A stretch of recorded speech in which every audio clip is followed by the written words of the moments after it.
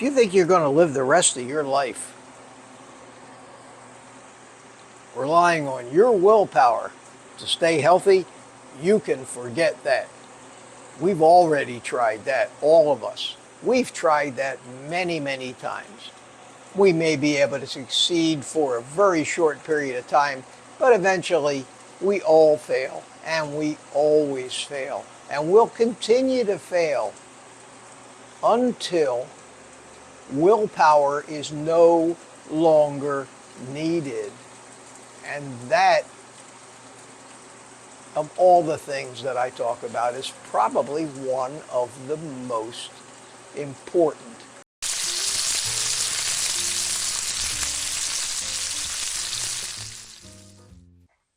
Well, good morning, everybody. It's me, Mitch. And it's Monday. I'd like to say we were halfway through the holidays, but considering the relative difference in the amount of temptation that Christmas provides as opposed to Thanksgiving, I think we're maybe 20%, 30, if I'm being generous, percent through the temptation. But Thanksgiving offered you a glimpse into how well you're able to handle the temptations and pitfalls of the holiday parties, disruption to your regular routine of eating. And that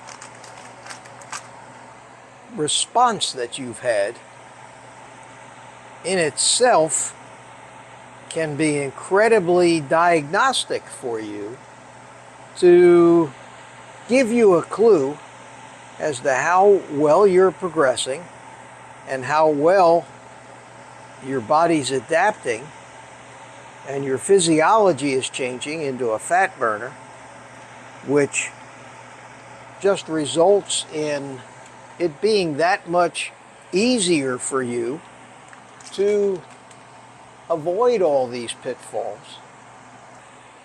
One of two things happens when somebody waves a food you're addicted to in front of your face.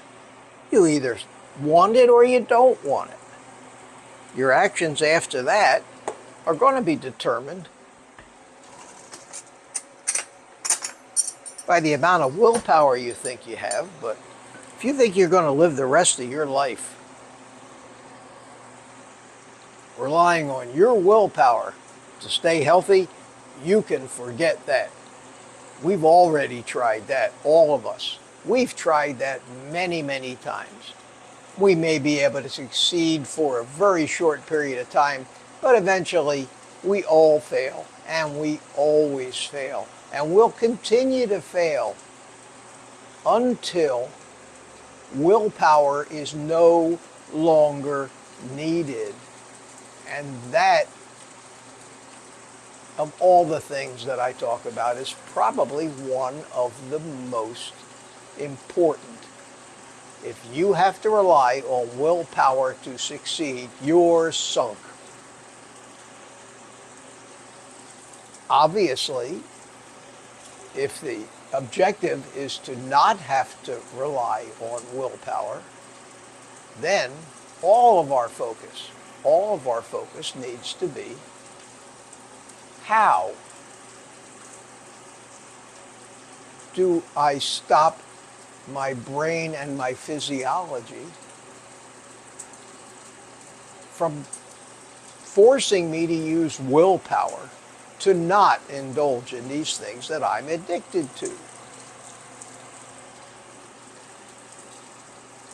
And there's step-by-step instructions from everybody, every online guru, everybody selling diet programs, everybody selling supplements and appetite suppressants and everything else that you can use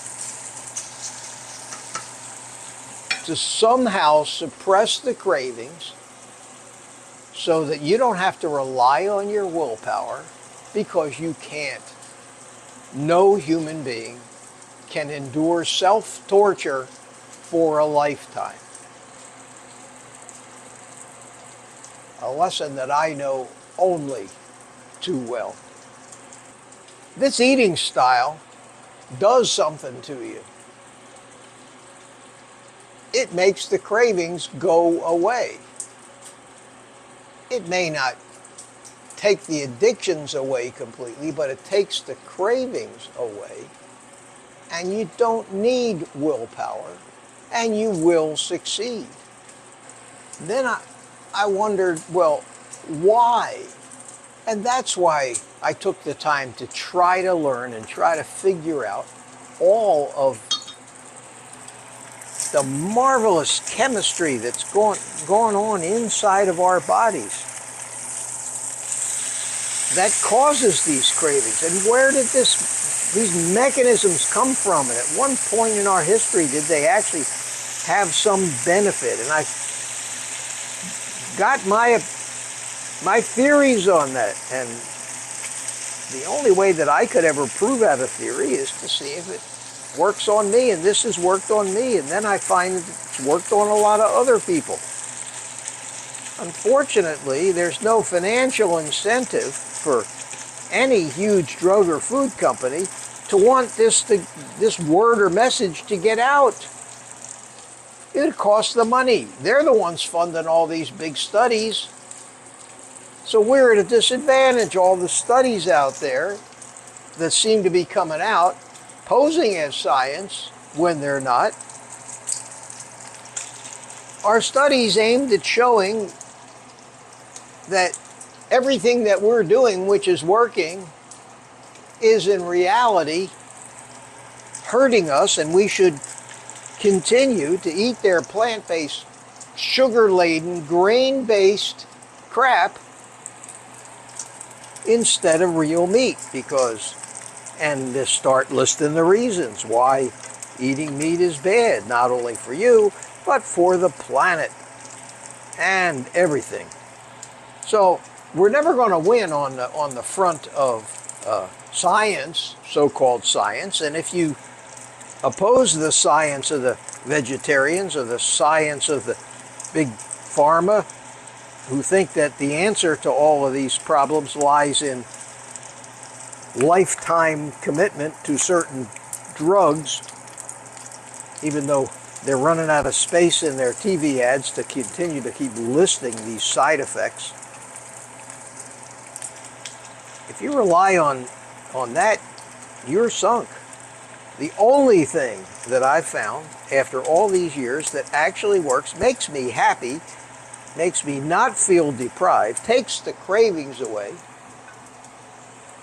takes food out of the realm of what I live for, is a diet with no carbs and no plant material. Sounds radical, but it works. And ask anybody that's been on it for a year or two, and they'll tell you that it works. Well, it's Mitch from the future here. And having just watched all the video that I shot cooking my breakfast a little while ago, and spontaneously rattling off these little speeches as I do, I noticed that there were a few things I wish I had said, and I didn't, before I gave you the rest of the day off. And in summary, the point I'm trying to get across to you is that, in my opinion, in my experience, and with what insight and wisdom I may have after having lived a long life of experiencing all of these things. And at least for me, with my level of carb and food addiction, I've come to the conclusion that the only way to effect a long-lasting solution to maintaining your weight and optimizing your health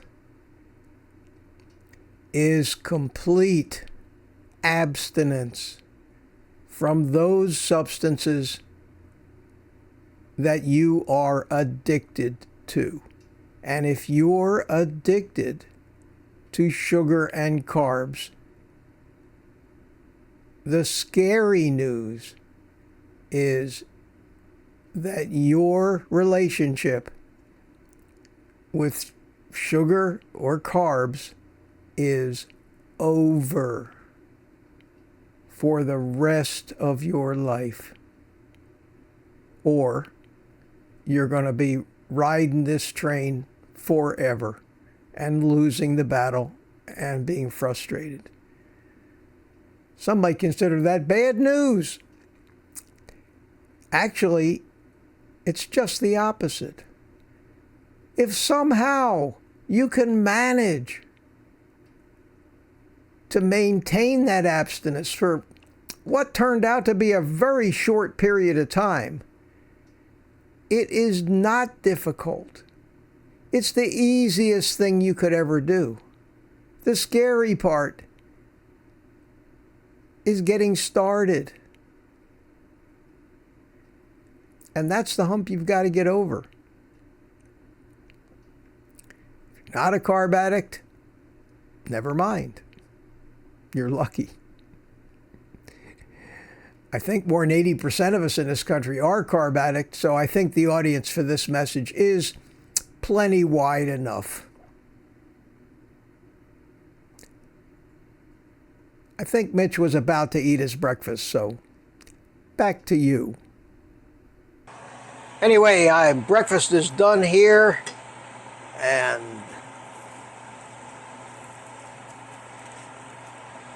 I'm going to enjoy that. And tell you all to take the rest of the day off and eat meat.